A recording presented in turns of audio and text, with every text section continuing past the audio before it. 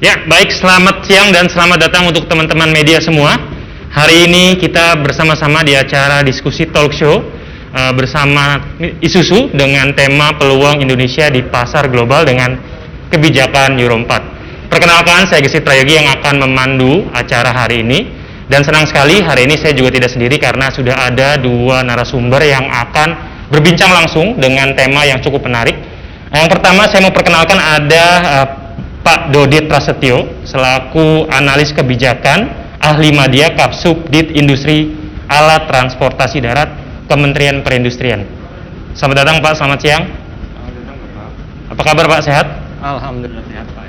Luar biasa ya Pak ya. Ini kayaknya sudah menyiapkan banyak contekan ya Pak yang bisa dikutip oleh teman-teman media semua untuk jadi bahan berita nih ya Pak. Ya, terima kasih Bapak. Oke, dan selanjutnya tentu kita akan kedatangan seorang narasumber dari Isuzu yaitu Bapak Tonton Eko selaku Product Development Division Head PT Isuzu Astra Motor Indonesia.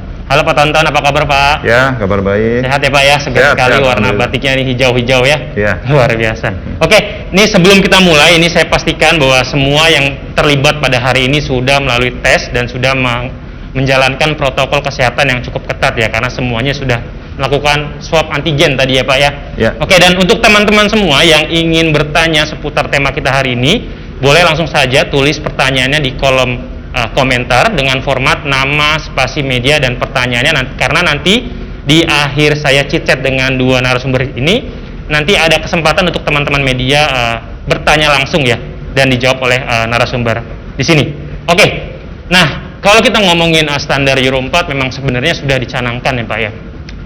Pemerintah waktu itu berencana aturan ini diimplementasikan pada tahun ini ya. Tapi karena dengan satu dan lain hal, akhirnya penerapan standar emisi Euro 4 untuk kendaraan diesel ini ditunda setahun atau tahun 2022. Nah, Pak Dodit, boleh nggak Pak dikasih sedikit perspektif dan alasan mengapa akhirnya pemerintah memutuskan untuk menunda penerapan standarisasi Euro 4 ini Pak? Baik. Terima kasih pertanyaannya Mas Gesit ya. Ya. Mas ya. Mohon maaf saya panggil Mas. Ya. Jadi gini, beberapa pertimbangan memang akhirnya dibuat oleh pemerintah, Ya. terutama semenjak adanya COVID-19 ini. Oke. Artinya begini, untuk mempersiapkan standar yang sesuai Euro 4 diperlukan penyesuaian dalam hal engine dan sebagainya. Dalam hal engine kemarin ada pembatasan kebijakan terkait tenaga kerja asing, itu juga menjadi salah satu kendala, sehingga adanya penyesuaian dan sebagainya terkait teknis engine yang harus adaptif itu juga menjadi pertimbangan yang pertama itu. Kemudian dari sisi penjualan, ketika terdampak COVID-19 ini juga penjualan untuk kendaraan komersil itu juga sangat menurun, sehingga akhirnya dari beberapa industri mengusulkan supaya agar pemberlakuan Euro 4 ini dapat ditunda terlebih dahulu. Terutama ketika nanti langsung diimplementasikan pada bulan April 2021 ini, otomatis semua kendaraan juga harus sesuai dengan standar, sehingga beberapa pertimbangan itulah yang akhirnya membuat kami untuk mengusulkan adanya penundaan selama 1 tahun itu. Oke, baik. Nah, di luar dari problematika tadi ya Pak, penundaan dan alasan dibalik karena COVID gitu ya. Sebenarnya tadi kan mungkin ada nggak sih hal-hal lain gitu, misalnya lebih detail gitu. Apa sih yang menyebabkan? Mungkin biar teman-teman juga mendapatkan perspektif yang lebih jelas gitu. Apa yang sebenarnya terjadi di industri? Apakah tadi kan Bapak sebut dengan adanya PSBB dan kita melarang untuk tenaga kerja asing untuk masuk, itu artinya juga menghambat proses beberapa sertifikasi terkait dengan Euro 4 yang akhirnya menghambat untuk pabrikan untuk kesiapan mereka untuk mengimplementasikan itu sendiri. Apakah itu yang termasuk dalam hambatan itu sendiri? Iya Pak, itu merupakan salah satu tantangan yang memang harus menjadi pertimbangan waktu itu. Di samping itu juga ada beberapa pertimbangan lain, yakni misalnya kemampuan lab uji pemerintah yang waktu itu masih belum bisa untuk menguji keseluruhan kendaraan, itu juga menjadi salah satu pertimbangan. Oke. Nah, terlepas dari dinamikanya itu Pak, kan karena memang bagaimanapun standar Euro 4 ini kan memang orientasinya adalah untuk kita sebagai bentuk komitmen ketika COP21 di Paris waktu itu untuk menekan konsumsi produksi efek gas rumah kaca dari kendaraan bermotor. Nah, di samping untuk itu kan, tapi ada dampak lain yang positif, cukup positif artinya, yaitu dimana ketika kita men-set sebuah standar yang jauh lebih bagus, artinya ada peluang untuk membuat industri lokal kita untuk kendaraan niaga khususnya bisa lebih berkembang, dalam artian untuk meningkatkan jumlah ekspor yang nantinya juga akan berkontribusi terhadap pendapatan dalam negeri. Nah, kalau dari sisi pemerintah sendiri, roadmap itu seperti apa sih Pak? Apakah ini memang Euro 4 ini kedepannya apakah nanti akan beranjak seperti apa gitu? Baik, terima kasih Pak Agus. Ya, memang Euro 4 ini merupakan suatu keharusan. Artinya suatu keharusan bagaimana pemerintah atau standar ini sesuai dengan standar global. Karena Indonesia juga tidak mungkin selalu mempertahankan uniqueness standar. Karena itu nanti kita hanya akan bermain di negara sendiri. Sedangkan dunia otomotif ini sebagaimana kita ketahui, kita harus bisa mengacu pada standar global supaya Indonesia bukan hanya mampu menjadi tuan rumah di negara sendiri, tapi juga mampu untuk mengekspor seluruh produknya ke beberapa negara tujuan ekspor. Oleh karena itu, kesesuaian dengan standar yang berlaku secara internasional merupakan suatu keharusan yang harus dipenuhi. Itu menjadi penting ya Pak, supaya kita juga nggak menciptakan barrier untuk industri kita sendiri ya, supaya industri kita juga bisa lebih scale up untuk meningkatkan kapasitas dan meningkatkan kedalaman dari industri itu sendiri. Betul. Nah, itu kan dari sisi pemerintah. Kemudian dari sisi Isuzu saya juga mau nanya nih Pak Tonton ya. Bagaimana sih Pak kesiapan pelaku industri dalam hal ini Isuzu terkait dengan implementasi standar Euro 4 itu sendiri Pak? Ya, terima kasih pertanyaan Mas. Jadi berbicara dari kesiapan pelaku industri ya, kami selaku PT Isuzu Astra Motor Indonesia atau IAMI ya, kita biasa sebut. Ya, intinya kami menyatakan siap, kami sangat siap. Jadi kita coba bagi menjadi 3 kategori. Yang pertama adalah produknya sendiri, jadi kendaraannya sendiri. Lalu berikutnya adalah layanan after sales, biasa kita sebut dengan service dan spare part. Dan berikutnya ya tentunya fasilitas pendukung seperti karoseri dan partner leasing. Untuk Euro 4 ini sendiri memang kebetulan sejak 2011 kami sudah mengeluarkan produk yang berteknologi dengan common rail. Artinya kita sudah lebih siap gitu ya. Jadi di 2011 itu kita launching produk kita namanya Isuzu Giga. Lalu dilanjutkan di 2018 kita launching Isuzu NMR 81. Nah, untuk itu tentunya common rail ini teknologi yang bisa dikatakan yang akan dipakai oleh seluruh kendaraan, terutama kendaraan diesel ya, bermesin diesel untuk menghadapi Euro 4 ini.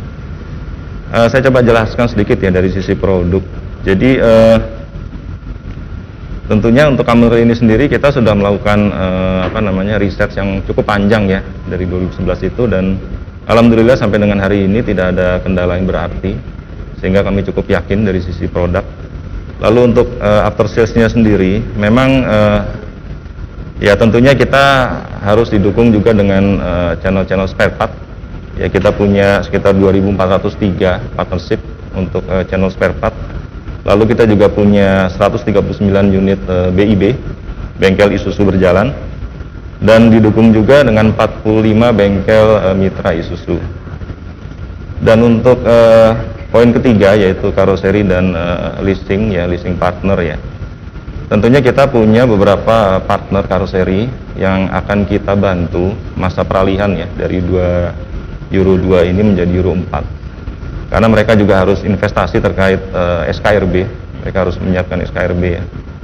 Dan untuk partner leasing kita punya 6 partner ya. Jadi yang pertama adalah Astra ACC ya, Astra Credit Company, lalu ada Adira Finance, Asia Finance, lalu Mitsui, Mandiri Tunas Finance, dan Sans Finance. Ya, demikian. Nah, itu kan tadi dari sisi kesiapan ya, tapi kan bagaimanapun penerapan sebuah standar baru gitu kan pasti menimbulkan ada handicap yang dilalui ya Pak. Dalam hal ini kalau untuk kendaraan niaga kan pasti kita berbicara dengan pelaku konsumennya itu ya, karena bagaimanapun perusahaan logistik mereka harus upgrade truknya itu ya. Ya, betul. Di lapangan tuh yang terjadi seperti apa sih Pak hambatan-hambatannya? Ya, kita kan sebagai partner ya, partner customer Isuzu gitu. Tentunya kita sangat memahami hal-hal itu. Ya, memang kita coba bagi menjadi 5 isu ya. Karena memang Euro 4 ini tidak mudah untuk mereka.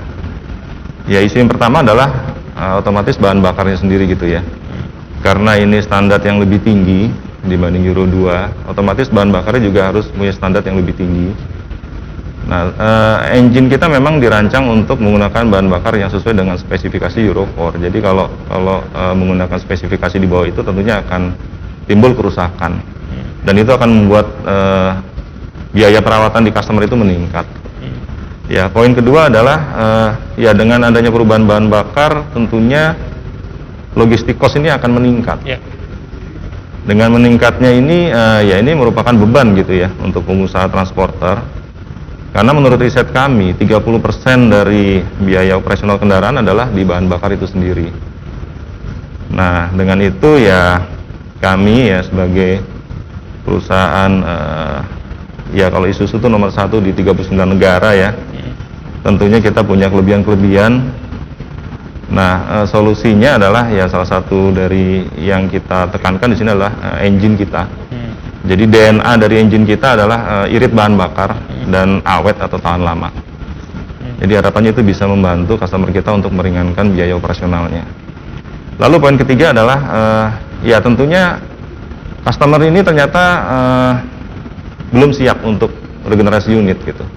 Jadi banyak dari mereka yang mengira bahwasanya dengan aturan Euro 4 ini mereka harus menggantikan unit lamanya dengan unit Euro 4 gitu, Euro 4. Padahal aturan ini sebenarnya mengatur terkait produksi. Jadi dimulai dari April 2022 itu kita sudah tidak boleh lagi memproduksi kendaraan dengan emisi di bawah Euro 4. Nah, start itu kita produksi kendaraan Euro 4. Nah, bagaimana customer dengan unit yang lama gitu? Ya, pada prinsipnya masih bisa dipergunakan, gitu. Tidak ada masalah. Lalu poin keempat adalah kesiapan bahan bakar sendiri. Ya, kami yakin ya pemerintah sudah memikirkan secara matang gitu ya, Pertamina, SDM gitu ya, dan kami memegang komitmen mereka bahwasanya mereka akan menyiapkan bahan bakar Euro 4 ini di seluruh wilayah Indonesia. Namun memang ada satu harapan dari kami agar bahan bakar ini juga tersedia di pelosok-pelosok. Mengingat kendaraan kami itu dipergunakan untuk pembangunan di ya seluruh daerah di Indonesia gitu. Artinya itu akan menjadi isu yang besar buat customer kita bila mana bahan bakarnya tidak tersedia. Dan poin kelima adalah terkait after sales. Ya, jadi balik lagi nih kalau bicara after sales ya bicara common rail lagi gitu ya. Artinya mekanik-mekanik kita udah cukup siap untuk memaintain kendaraan-kendaraan customer yang sudah Euro 4. Lalu untuk spare part juga selain kita punya 2.403 part shop, kita juga bekerjasama dengan e-commerce. Artinya jangkauan spare part kita juga untuk seluruh Indonesia akan semakin baik. Dan ya poinnya adalah karena memang ini terkait cost yang tinggi ya, jadi kita mesti hati-hati sekali nih kalau untuk membeli kendaraan komersial gitu. Jadi kita edukasi ke customer kita karena ya ini kan efisien bahan bakar menjadi isu utama gitu, karena kan harga bahan bakarnya juga jadi tinggi gitu ya. Artinya ya harapannya kita bisa menjawab lah kekhawatiran mereka terkait peningkatan operational cost-nya itu. Ya sekali lagi kita tawarkan mesin Isuzu yang memang sudah teruji irit bahan bakar dan awet atau durable atau tahan lama.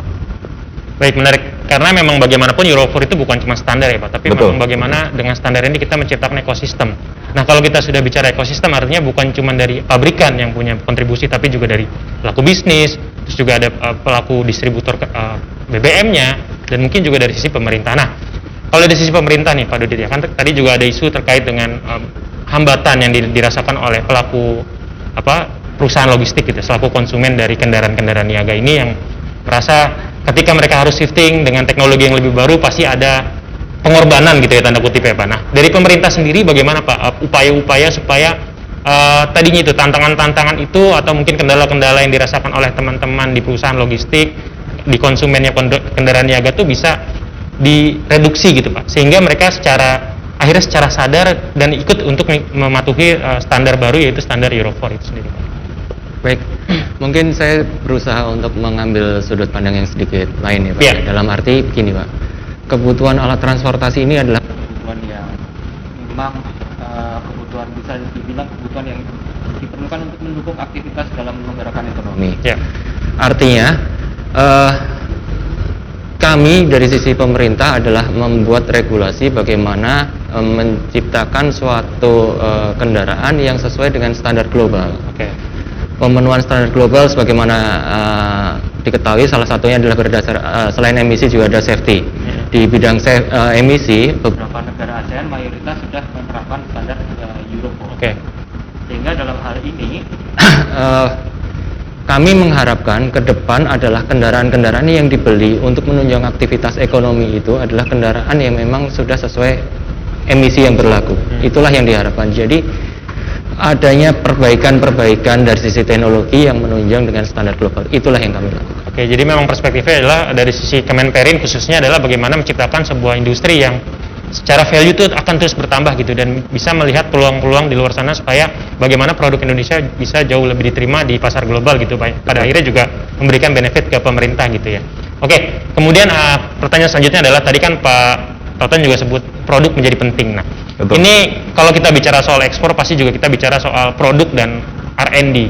Nah, dari sisi R&D bagaimana sih Pak supaya produk-produk yang kita produksi di sini itu bisa fit dengan market global? Karena bagaimana kita tahu beberapa produk juga mungkin bukan cuma untuk menembus pasar ASEAN tentu saja kan Pak, ada Amerika, ada Afrika Selatan yang memang punya karakteristik mirip-mirip dengan Indonesia. Nah, dari sisi perspektif R&D bagaimana itu peluang itu Pak? Ya, terkait produk memang kita bicara ekspor Isuzu Traga dulu ya. Jadi ya di tahun 2019 bulan Desember kita start ekspor ke Filipina. Nah, tentunya tidak akan berhenti di satu negara saja gitu ya. Kedepannya kita akan expand ke negara-negara lain ya, di Asia Tenggara ataupun Sentral Amerika. Nah, untuk itu kebutuhan dari masing-masing negara itu tentunya berbeda-beda gitu. Jadi spesifikasinya yang mereka butuhkan berbeda-beda. Dan kita selaku R&D IAMI kita bekerja sama dengan intens dengan Isuzu Jepang untuk mewujudkan bagaimana kendaraan ini bisa fit di masing-masing negara tersebut. Ya. Nah, selain itu juga kita berfokus pada peningkatan kemampuan sumber daya manusia kita. Nah, di sini juga kita kebetulan mempunyai partner yang cukup kooperatif gitu ya. Jadi kita punya satu program on the job training. Jadi kita kirimkan putra-putri bangsa yang memang berkompeten. Kita kirimkan training di Isuzu Thailand ataupun Isuzu Jepang. Sehingga kedepannya mereka akan bisa meningkatkan kemampuannya dan kita akan bisa memproduksi kendaraan yang memang kualitasnya cukup baik. Dan selain kualitas, terkenalnya kalau kita tuh QCD ya.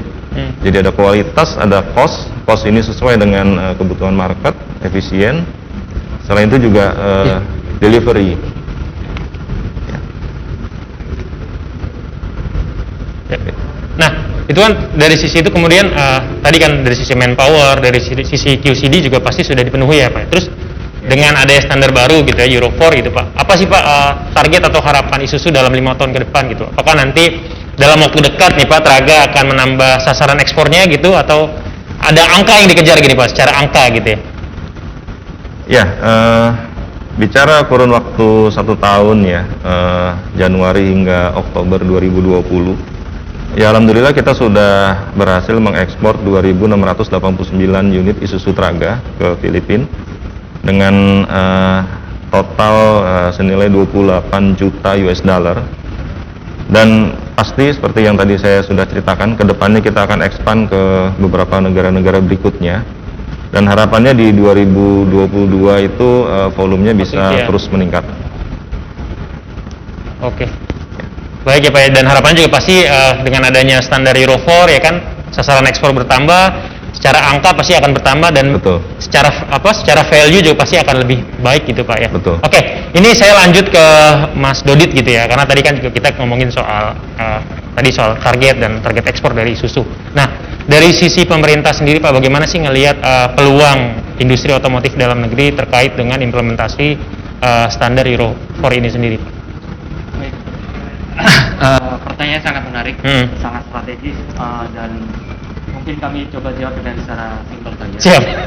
Jadi begini Pak, ketika adanya keseragaman antara standar domestik dan standar ekspor, artinya itu merupakan suatu keuntungan. Artinya produsen akan mampu memangkas diproduksi. Itu yang kami harapkan. Ya, betul. Artinya tidak terlalu banyak standar yang harus di-comply. Artinya cukup dengan satu standar, economic of scale-nya pun akan terpenuhi, sehingga itu merupakan menjadi nilai plus bagi produsen di dalam negeri. Mungkin bisa langsung ditanyakan atau dikonfirmasi. Betul. Memang ini yang terjadi di manufaktur ya Pak ya, karena sejauh ini standar yang kita terapkan itu nggak komplit dengan pasar ekspor. Jadi banyak kejadian di lapangan, setiap manufaktur tuh ibaratnya kayak punya dua kuali untuk satu produk. Itu kan sangat nggak efisien. Dengan adanya standar ini diharapkan pasti tentunya efisiensi itu akan makin bagus dan secara value juga akan lebih baik untuk kita dan untuk meningkatkan rapor dari ekspor Indonesia itu sendiri ya Pak ya. Dan itu kalau menurut Isuzu gimana Pak dengan adanya standar Euro 4 ini sendiri? Ya, tentunya kita memang sudah menunggu-nunggu gitu ya, karena di Isuzu sendiri produk globalnya juga secara emisi juga sudah Euro 4 up gitu ya. Ya. Artinya betul seperti Pak Dodit keterangan tadi, secara cost ya terutama ya, ini akan jauh lebih efisien karena kita dari sisi manufaktur jadi akan menjadi satu standar ya. Terus potensi ekspor juga akan lebih terbuka gitu ya untuk negara-negara tujuan yang memang standarnya sudah Euro 4. Pak, mungkin saya nanya sedikit ya Pak, ini karena masih di kondisi masih pandemi dan mungkin kita melihat tahun ini dan di kuartal 1 tahun ini juga sudah melihat adanya tren perubahan gitu ya. Kalau boleh di-share sedikit Pak, apa yang terjadi selama pandemi dan apa yang terjadi di kuartal pertama tahun ini Pak? Apakah sudah menunjukkan tren yang cukup baik untuk mengarah industri kendaraan niaga itu akan efeknya lebih positif di tahun ini Pak dibandingkan tahun lalu? Ya, kalau kita melihat penjualan kita gitu ya di kuartal pertama tahun ini, kalau kita bandingkan dengan kuartal pertama tahun lalu, kita bicara year to date Maret ya, ini kita justru sudah mengalami peningkatan gitu. Jadi kalau year to date Maret 2020 itu kita berhasil menjual sebesar 5.255 unit kendaraan. Nah untuk 2021 ini meningkat 3,3%, jadi sebesar 5.825 unit. Jadi ya kita sih optimis ya, kita optimis tahun ini bisa recovery, apalagi dengan keseriusan pemerintah ya terkait vaksin ya. Jadi harapannya kuartal kedua dan seterusnya ini bisa stabil, bahkan harapan kami bisa meningkat volume penjualan kami. Nah oke, ini kembali lagi ke pertanyaan soal Euro 4 ya Pak Dodit ya. Apa sih dukungan pemerintah supaya teman-teman di manufaktur itu segera untuk mengimplementasikan Euro 4 gitu, untuk mendorong mereka untuk segera lakukan Euro 4. Apa ya skema-skema program yang untuk menarik mereka supaya mau investasi ke Euro 4? Baik, sebenarnya terkait Euro 4 ini merupakan kebijakan yang memang sudah dicanangkan lama. Keluarkannya permen LHK-nya pun sudah cukup lama, dan dari sisi pemerintah memberikan waktu adalah agar industri dapat bersiap. Satu sisi itu, kemudian pemerintah juga berusaha untuk menyediakan ketersediaan bahan bakar di seluruh Indonesia. Itu yang pertama. Yang kedua, kalau insentif atau daya tarik apa yang bisa diberikan oleh pemerintah, justru dengan adanya standar yang sama antar negara ASEAN, khususnya standar emisi, itu merupakan suatu peluang yang sangat ditunggu-tunggu. Kami harapkan bisa selaras dan bisa memangkas ongkos produksi yang pada akhirnya bisa meningkatkan daya saing itu sendiri. Mungkin itu. Baik, menarik sekali ya perbincangan kita hari ini. Dan ini tadi saya sudah nanya-nanya beberapa pertanyaan yang mungkin bisa menjadi background untuk teman-teman media semua untuk mengajukan pertanyaan ya. Ini seperti yang saya bilang di awal gitu ya, kali ini kita akan masuk ke sesi Q&A. Jadi teman-teman silakan bertanya dengan format nama, spasi medianya dari mana, dan pertanyaannya apa gitu ya. Jadi nanti kita akan buka. Oke, ini sepertinya sudah banyak pertanyaan yang masuk ya Pak ya, dan ini tentu pasti nah ini ada Mas Cadi dari Media Indonesia ya. Ini saya tanyakan, ini sebentar sedang di copy paste dulu Mas sepertinya, atau oke, dari Mas Cadi dulu ya. Oke, ini izin bertanya untuk siapa nih? Oke, ini sedang di copy paste dulu sebentar ya. Oke teman-teman, boleh yang lain yang masih punya pertanyaan dan masih nyimpen beberapa pertanyaan, silakan terkait dengan ekspor Isuzu atau terkait Traga itu sendiri, karena mumpung hari ini kita temanya juga terkait dengan Euro 4, ini menarik sekali karena memang ini menjadi salah satu momentum yang cukup ditunggu-tunggu ya Pak ya, yang sedianya memang digulirkan pada April tahun ini, tapi karena ada kondisi pandemi akhirnya molor 1 tahun ya Pak. Tapi ini justru memberikan keuntungan untuk teman-teman pabrikan juga lebih mempersiapkan ketika nanti sudah sudah starting, jadi makin lebih bagus traksinya Pak ya. Harapannya juga bisa jauh lebih oke. Oke, baik. Ini sudah ada beberapa pertanyaan.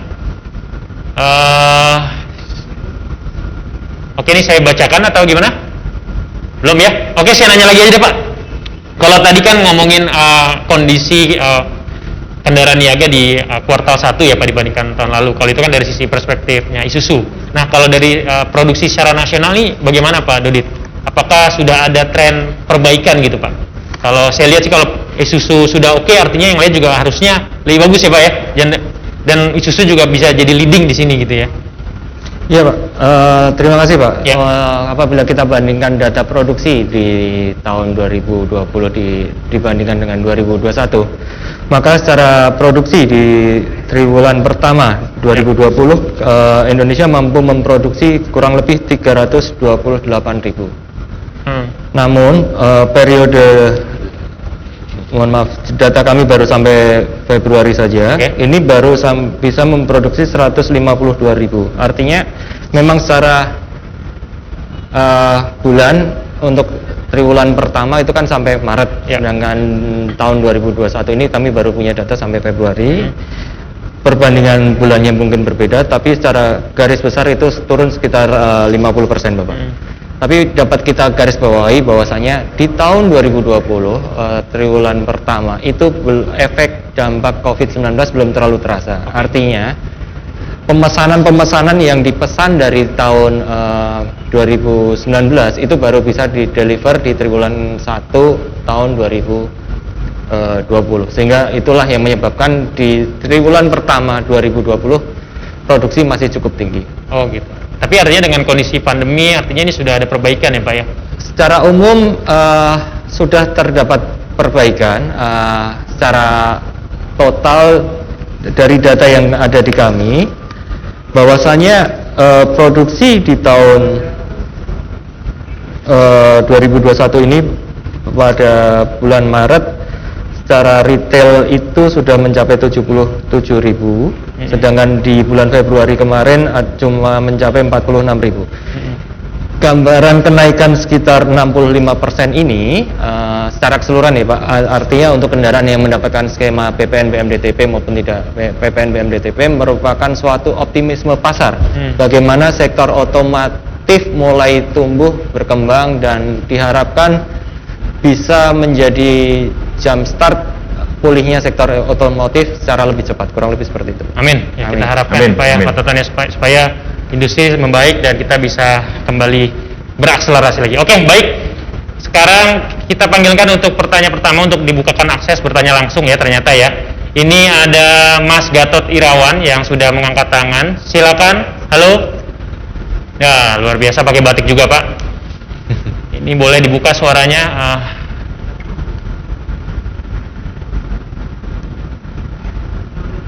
Ini belum keluar. Ini masih di mute kelihatannya ya. Oke.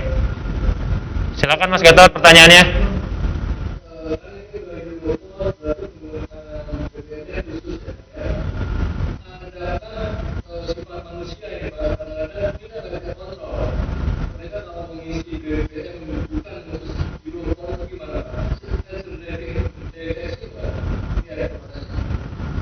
Oke, ini pertanyaannya agak teknis ya Pak Tonton ya, tapi Pak Tonton sudah tahu ini, udah biasa nih meladeni pertanyaan seperti ini Pak. Ini gimana Pak? Kendaraannya sudah Euro 4, tapi kan bagaimanapun yang mengemudikannya manusia gitu. Kadang ya tadi kan, biar untung pakai solar yang bawahan kita. Nah itu gimana Pak? Ya, terima kasih atas pertanyaan ini, cukup sering ya pertanyaan ini diutarakan gitu ya dari teman-teman lain juga gitu. Ya, pada prinsipnya memang tadi saya sudah jelaskan unit kita memang dirancang untuk menggunakan bahan bakar yang sesuai dengan Euro 4, di mana spesifikasi teknisnya itu secara sulfurnya itu kontennya di bawah 50 ppm. Nah, tadi pertanyaannya apakah terdeteksi atau tidak gitu ya kalau diisi bahan bakar non Euro 4. Jadi kita sudah melakukan tes ya. Kita coba diisi dengan bahan bakar yang memang bukan dengan Euro 4. itu akan ketahuan gitu. Ya. Jadi akan ada timbul deposit yang berbeda karena sulfur kontennya dengan solar yang sekarang kan jauh di atas 50 ppm gitu. Ya. Jadi bisa terdeteksi. Oh, bisa terdeteksi ya Pak ya? Bisa terdeteksi. Tapi lebih baik sesuai dengan standar yang sudah diterapkan ya Pak, agar tetap lebih optimal ya? Ya, kita mewajibkan untuk mengisi dengan bahan bakar yang sesuai dengan standar Euro 4. Baik, ya mudah-mudahan terjawab ya Mas Gatot ya untuk pertanyaan tadi ya. Oke, ini kemudian ada lagi dari Mas Aditya Maulana nih, untuk Pak Tonton Eko ya. Itu untuk selain kebutuhan ekspor Pak, gimana strategi Isuzu untuk menjual truk dengan standar emisi Euro 4 di pasar domestik Pak? Ya, bicara strategi ya, saya coba dari produk dulu gitu ya. Jadi nomor satu, kita harus membuat produk yang memang fit. Fit ini artinya sesuai dengan kebutuhan market kita. Nah, kita coba prediksikan apa yang terjadi di 2022 nanti dan seterusnya. Dan kita coba convert ke spesifikasi yang memang bisa sesuai. Artinya ya, karena kendaraan truk ini kan kendaraan komersial ya. Buat customer ini adalah alat untuk usaha. Jadi semakin dia perform, semakin dia tidak ada masalah gitu ya. Nah, tentunya akan memberikan keuntungan yang maksimal untuk pengusaha-pengusaha gitu ya. Nah, itu dari sisi produknya sendiri. Lalu dari sisi after sales-nya sendiri tentunya ya, kita menyiapkan segala sesuatunya ya. Kita edukasi seluruh jaringan servis kita. Selain itu juga kita nanti akan coba edukasi ke customer-customer kita bagaimana penggunaan kendaraan ini dengan benar dan baik.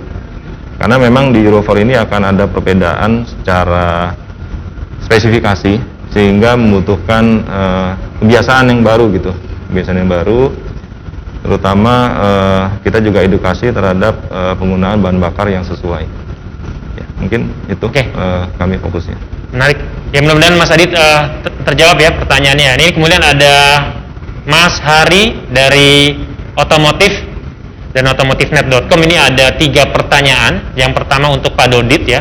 Ini korelasi antara Euro 4 dengan biodiesel 100% sebagai semangat EBT. Ini mengingat pemerintah juga berwacana mengembangkan bahan bakar nabati. Itu pertama ya Pak, buat Pak Dodit ya Pak ya. Disiapkan dulu Pak. Terus kedua, apakah ada insentif dari pemerintah bagi konsumen atau perusahaan fleet yang nantinya melakukan shifting ke Euro 4, mungkin dari aspek perpajakan mungkin ya. Ini tapi agak kurang pas ya, karena di sini Kemenperin harusnya kalau ada orang dari Kementerian Keuangan akan lebih pas gitu ya. Jadi kita skip aja Pak ya nomor 2 ya. Kita berlanjut ke nomor 3. Untuk Pak Tonton, ini bagi mobil niaga yang ingin upgrade, apakah tersedia kit yang disediakan Isuzu gitu? Kemudian secara teknis selain catalytic converter, apalagi Pak yang perlu dipasang agar ready Euro 4. Wah, ini memang karakteristik konsumen Indonesia nih Pak ya, ngoprek ya Pak ya. Mungkin dari yang sekarang basicnya bisa ditambahin beberapa parts-parts pendukung yang sehingga nanti bisa comply dengan Euro 4. Itu bagaimana Pak? Apakah mungkin atau kalau tidak direkomendasikan justru Pak? Ini mungkin pertama Pak Dodit sudah bisa jawab? Boleh. Oke, silakan Pak. Boleh Mas. Jadi begini, pertanyaan dari Pak Ari, saya coba jawab pertanyaan nomor 1 dan 2 Pak ya. Oke. Yang pertama adalah bagaimana korelasi antara standar Euro 4 dengan B100 karena memang B100 ini merupakan suatu istilahnya ciri khas ataupun kekuatan Indonesia, di mana Indonesia punya abundant resources terkait untuk bahan bakar yang dari nabati itu sendiri. Baik, jadi Euro 4 ini adalah standarnya dan B100 ini adalah jenisnya. Dan jenis ini secara simpel harus sesuai dengan standar. Misalnya nanti diterapkan Euro 4, bagaimana tadi sudah disampaikan oleh Pak Tonton, makanya itu ada parameter-parameter yang harus dipenuhi. Misalnya sekarang Indonesia baru B30, maka salah satu parameter yang harus dipenuhi adalah nanti sulfurnya kurang dari 50 ppm, kemudian setan numbernya kurang dari 51 kalau tidak salah, mungkin seperti itu. Jadi 2 hal ini memang saling terkait. Yang pertama Euro 4 terkait standarnya, kemudian tingkatan dari B30 atau B100 adalah jenis kualitas campuran bahan bakarnya.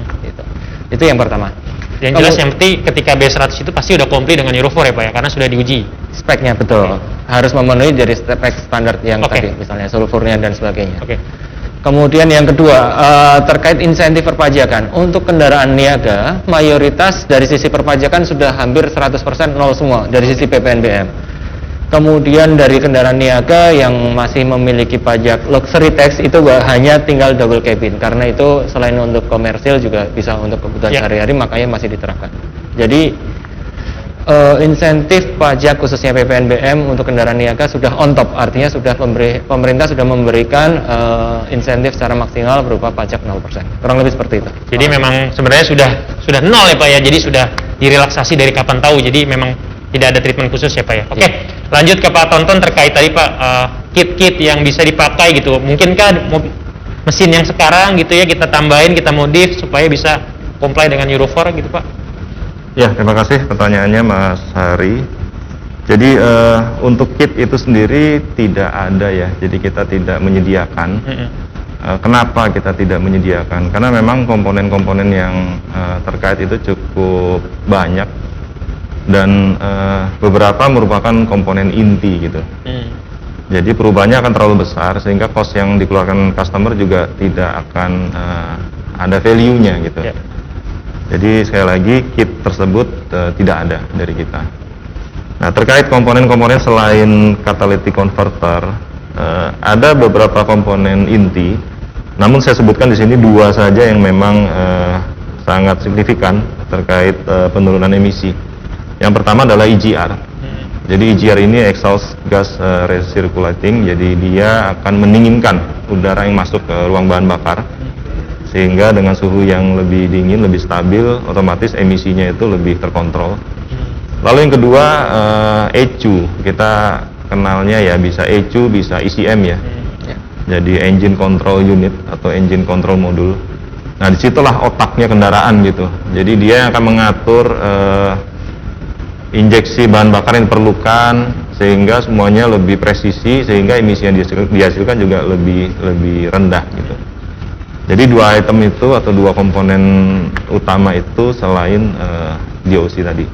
Baik, ya terima kasih ya, mudah-mudahan menjawab ya, karena memang bisa aja tapi effortnya akan jauh lebih besar. Mendingan beli baru ya Pak ya.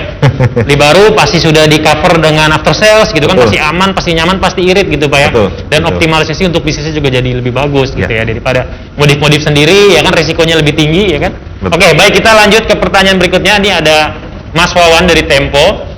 Izin tanya, tadi dijelaskan bahwa mesin dengan standar Euro 4 akan rusak jika diisi BBM dengan standar di bawah Euro 4. Pertanyaannya, apakah kerusakan ini akan menghanguskan garansi Pak Tonton? Kemudian, bagaimana menyiasati pengguna Isuzu dengan Euro 4 di daerah pelosok? Apakah BBM-nya tersedia? Nah, ini tadi yang sebut kita bilang dari awal ya Pak ya, karena dengan standar ini kita harus menciptakan ekosistem gitu. Kalau ekosistem pasti perlu dukungan dari berbagai pihak, termasuk mitra distribusi bahan bakarnya. Nah, ini silakan Pak Tonton. Ya, terima kasih Mas Wawan. Jadi kalau memang sampai terjadi kerusakan gitu ya terkait kendaraan kita yang diisi dengan bahan bakar yang tidak sesuai dengan spesifikasi Euro 4, ya tentunya ini akan menghanguskan garansi. Karena kita menggaransi kendaraan untuk dipergunakan sesuai dengan persyaratan yang ditentukan gitu. Nah, terkait Euro 4 ini memang satu isu utamanya memang bahan bakar. Jadi ini yang krusial gitu. Ya, jadi saya pikir jelas gitu ya. Lalu yang kedua terkait pelosok nih ya, bahan bakar. Ya, tadi seperti yang kita sudah paparkan, kita percayakan kepada pemerintah untuk menyiapkan bahan bakar ini di seluruh area Indonesia, termasuk di daerah-daerah pelosok gitu. Jadi harapannya Pertamina bisa mengcover itu semua, ya sehingga operasional kendaraan kita dimanapun tidak akan terkendala. Oke, baik. Oke, mudah-mudahan menjawab ya Mas Wawan ya. Ini kita lanjut ke pertanyaan berikutnya. Ini ada Mas Fatan dari kompas.com. Ini pertanyaannya, bagaimana langkah pemerintah mendorong supplier bahan bakar untuk menyediakan bahan bakar yang sesuai standar dan harganya bisa ditekan, mengingat bahan bakar termasuk faktor penting dalam sebelum perusahaan membeli truk gitu dengan Euro 4. Gimana Mas? Baik. Pertanyaannya cukup menarik, cukup strategis juga. Memang bahan bakar merupakan faktor utama, Pak. Ya, sebagaimana kita ketahui. Pemerintah pada prinsipnya adalah ingin menyediakan kualitas bahan bakar yang sesuai dengan standar pertama itu. Yang kedua, seperti yang berulang kali tadi sudah ditekankan oleh Pak Tonton, adalah bagaimana kita bisa menyediakan bahan bakar ini berada di seluruh wilayah Indonesia. Mungkin tantangan pertama itu dulu, sebelum kita berbicara mengenai harga dan sebagainya. Betul. Ketika ini akan berlaku efektif pada bulan April 2022, pemerintah dalam hal ini Kementerian ESDM bersama Pertamina sudah berkomitmen bahwasanya nanti per 1 Januari 2022 itu akan mampu menyediakan jenis bahan bakar untuk diesel ini sendiri, Pak. Namun namanya belum ditentukan, tapi spek-speknya sampai saat ini sedang kita bahas dan disusun bersama. Intinya pemerintah akan komit untuk dapat atau maupun mampu menyediakan bahan bakar di seluruh Indonesia per 1 Januari. Menarik ya, jadi memang ekosistemnya juga pemerintah juga concern ya Pak, jadi makanya nggak cuma sekedar kita ngasih regulasi, tapi juga di sisi lain juga kita mendorong supaya memang ekosistemnya terbentuk, termasuk isu terkait distribusi bahan bakar itu sendiri. Oke, ini ada beberapa pertanyaan lagi, tapi ini angkat tangan ya. Ini pertama dari Mas Erik dari Republika, silakan Mas, diaktifkan kameranya dan dinyalakan mic-nya. Yuk. Ya, jelas. Silakan Mas Erik.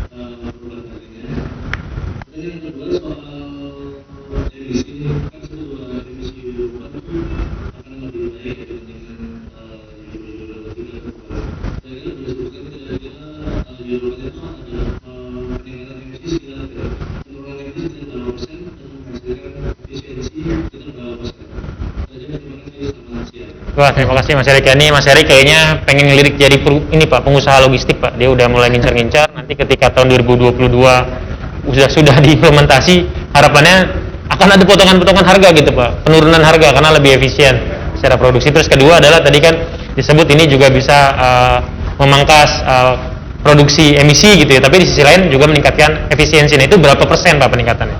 Silakan Pak Tonton. Ya, saya coba jawab yang pertama dulu ya. Jadi terkait biaya produksi. Ya betul, secara keseluruhan biaya produksi akan mengalami efisiensi yang lebih baik. Jadi efisiensi yang lebih baik. Nah, bila mana pertanyaan adalah nanti harganya akan naik atau turun gitu ya. Ya tentunya ini akan dikompensasi secara total cost ya. Total cost ini begini. Dengan adanya Euro 4 ini otomatis kita menyematkan teknologi-teknologi baru pada kendaraan kita. Jadi ada beberapa komponen tambahan yang tentunya itu juga akan ada tambahan cost di situ. Nah, dengan tambahan cost itu nanti dikompensasi dengan efisiensi tadi biaya produksi. Ya ujung-ujungnya kita coba berikan cost yang kompetitif. Jadi kita belum bisa bilang nanti ini akan naik atau turun atau bagaimana. Tapi setidaknya akan lebih lebih efisien secara biaya produksi, dan kita akan coba sesuaikan dengan kebutuhan market juga, dengan kemampuan market juga. Ya, itu untuk terkait biaya atau harga produk gitu ya. Nah, terkait emisi ini sendiri berapa persennya? Ya ini tergantung dari masing-masing kendaraan, dari masing-masing mesin pun berbeda-beda. Tapi yang jelas secara fuel consumption kita bisa mendapatkan fuel consumption yang lebih baik, karena dengan Euro 4 ini pembakarannya akan jauh lebih efisien. Jadi kalau kita bicara pressure-nya di injektor kita tuh lebih kencang sehingga pengabutannya lebih sempurna. Nah, untuk berapa persennya juga tergantung jenis kendaraannya. Ya, begitu. Baik ya, semoga menjawab ya Mas ya. Nah, ini ada satu lagi pertanyaan yang mengangkat tangan, ini ada Muhammad Iqbal. Silakan Mas Muhammad Iqbal, sebutkan namanya dan dari media mana. Ya.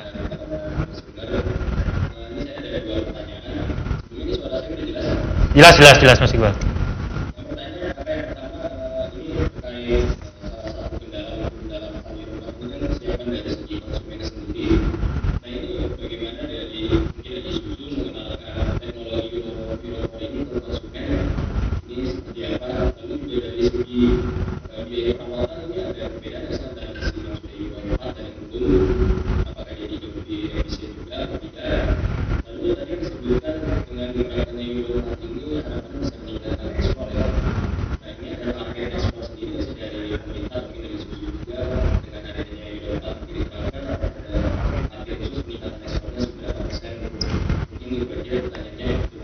Oke, terima kasih Mas Iqbal ya. Ini pertanyaannya cukup detail Pak ya. Tadi terkait apakah tadi kan Pak Tonton juga bilang kan ini memang mengubah habit ya Pak. Artinya memang perlu ada treatment khusus dari pabrikan ke para pengusaha karena operatornya ini kan juga perlu di-upgrade gitu. Betul. Nah, apa Pak strateginya untuk supaya mereka bisa komplit dengan standar baru ini? Ya, jadi strateginya memang kita coba bagi-bagi gitu ya. Tadi kita sudah paparkan gitu ya. Ada 3 poin. Yang pertama adalah produk itu sendiri. Nah, untuk produk ini nantinya akan terkait dengan bagaimana menggunakan kendaraan ini dengan baik dan benar. Jadi dimulai dari pengisian bahan bakar yang benar, lalu menyetir dengan benar, dengan efisien. Nah, kita akan undang customer kita. Ya, biasanya kita ada semacam driver training. Nah, mereka kita training sampai mereka paham betul bagaimana karakter kendaraan kita, karakter Isuzu, dan bagaimana menggunakannya dengan optimum. Lalu yang kedua dari sisi after sales, tadi saya sempat paparkan juga. Ya, kita akan transfer know-how gitu ya ke seluruh jaringan-jaringan kita, seluruh jaringan servis, di mana itu ada termasuk bengkel mitra Isuzu. Banyak 45 bengkel tadi. Bagaimana merawat kendaraan ini dengan baik dan benar. Nah, karena after sales ini kunci untuk kita karena kita di bisnis komersial. Sehingga apabila itu semua bisa optimum, saya rasa customer juga akan puas ya menggunakan produk Isuzu. Nah, lalu terkait biaya perawatan, apakah naik atau turun gitu ya. Jadi ini sebenarnya sama lah dulu kita 2006 tuh dari Euro something ke Euro 2 gitu ya. Nah, terus sekarang kita di 2022 ini dari Euro 2 ke Euro 4. In prinsip secara total perawatan tidak ada perubahan yang signifikan. Jadi terkait interval penggantian oli, penggantian filter dan sebagainya itu sebenarnya in prinsip sama saja gitu dibandingkan dengan kendaraan Euro 2. Selama bahan bakar yang dipergunakan itu sesuai. Tapi kalau nggak sesuai ya otomatis mesin ini akan mengalami masalah dan cost-nya otomatis akan lebih tinggi gitu. Lalu yang terakhir ya, apakah meningkatkan ekspor Euro 4 ini? Ya tentunya pasti ya, karena ada beberapa negara-negara tujuan kita di Asia Tenggara yang memang standarnya sudah Euro 4. Dan itu akan menjadi target kita selanjutnya untuk ekspor teraga kita selain dari Filipina itu sendiri. Nah, untuk bicara angka, ya target kita tahun depan sekitar untuk teraga itu sekitar 5.000 sampai 6.000 unit. Kita lihat nanti kondisinya seperti apa ya. Mudah-mudahan bisa tercapai. Oke, terima kasih. Nah, ini kemudian tadi kan target ekspor dari sisi APM. Sementara dari pemerintah ada nggak Pak targetnya dengan adanya implementasi standar Euro 4 ini? Iya Pak, pertanyaannya cukup bagus Pak. Dan ini semua terkait dengan apa yang sudah dilakukan ketika Isuzu melakukan ekspor perdana. Waktu itu di Desember ya Pak ya 2019, di mana Bapak Presiden berkenan hadir. Ya. Di situ salah satu poin yang disampaikan oleh Bapak Presiden bahwasanya Bapak Presiden mentargetkan bahwasanya di tahun 2025 Indonesia harus mampu menjadi negara pengekspor dengan jumlah unit sekitar 1 juta unit, Pak. Oke. Itulah yang menjadi tantangan bagi kami dari sisi seluruh pemerintah, bagaimana menciptakan suatu ekosistem, kemudian lingkungan industri yang bisa mensupport kemudian industri yang berdaya saing sehingga bisa mencapai target yang sudah disampaikan oleh Bapak Presiden sebesar 1 juta unit di tahun 2025. Kita aminin Pak ya. Iya Pak, dan waktu itu memang belum terjadi COVID Pak, sehingga ini merupakan suatu tantangan, tapi kami optimis Pak, dengan pertumbuhan ekonomi yang semakin bagus, pertumbuhan industri yang ditopang juga dengan pertumbuhan industri, kami yakin, kami optimis target 1 juta unit itu masih bisa tercapai. Baik ya, mudah-mudahan kita bisa ya mencapai angka 1 juta unit ya. Oke, ini pertanyaan terakhir dari Bella Tribun Kaltim. Ini pertanyaannya untuk dari sisi pemerintah. Kira-kira untuk penggunaan kendaraan dengan Euro 4, adakah target tertentu kapan seluruh produsen lokal dan pengendara bisa beralih secara umum ke kendaraan dengan standar itu Pak? Terus, mengingat BBM dan servis kendaraan untuk standar ini cukup mahal, harapannya dengan banyak pengguna konsumen baik lokal maupun luar negeri, kos ini bisa ditekan dan jadi lebih murah. Terima kasih.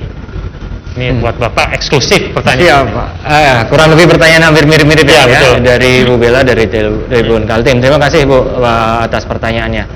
Baik, berbicara mengenai Euro 4 ini merupakan terkait standar Ya. yang artinya terkait produksi kendaraan baru.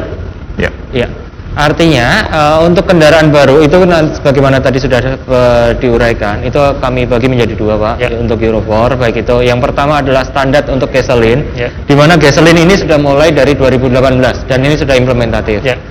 Kemudian yang kedua adalah yang sedang kita bahas dari tadi adalah mengenai standar mengenai engine-nya, engine diesel, mohon maaf. Ya.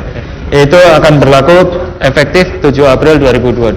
Artinya per 7 April 2022 seluruh kendaraan yang diproduksi itu harus comply pada standar Euro 4 untuk yang diesel. Oke. Sedangkan kalau untuk engine bensin sebenarnya sudah no issue Ya. karena itu sudah efektif dari 7 Oktober 2018. Ya. Kurang lebih seperti itu sih Pak. Oke, baik ya. Maka ini saya simpulkan ya Pak ya, memang bagaimanapun Euro 4 ini menjadi peluang sekaligus tantangan bagi industri otomotif Indonesia. Tapi dengan adanya aturan ini, kita berharap industri kendaraan niaga termasuk Isuzu bisa terus berkembang dan melakukan ekspansi ke banyak negara untuk memberikan kontribusi terhadap devisa negara ya Pak ya. Amin ya Pak ya. Amin. Amin. Oke, ini sebelum kita ke sesi selanjutnya, ini sesi selanjutnya itu lebih ringan Pak, karena kita akan bagi-bagi hadiah. Tapi sebelumnya, saya meminta bantuan untuk teman-teman yang hadir hari ini untuk mengisi evaluation form yang ada di linknya yang sudah kita bagikan di kolom komentar ya. Jadi sekali lagi saya ingatkan untuk teman-teman, mohon bantuannya untuk mengisi form evaluasi di link yang sudah kita sebar di kolom komentar ya. Jadi silakan teman-teman, ini juga sudah kita tampilkan QR-nya. Itu juga ada linknya bit.ly/CSII Isuzu ya. Nah, untuk press release juga kita sertakan di situ. Jadi teman-teman bisa scan QR code-nya nih, atau bisa melalui situs yang sudah di short link ya, bit.ly/release Isuzu. Nah, untuk form evaluasinya juga bisa di scan aja barcode-nya atau dengan klik di link yang sudah di short link bit.ly/CSII Isuzu.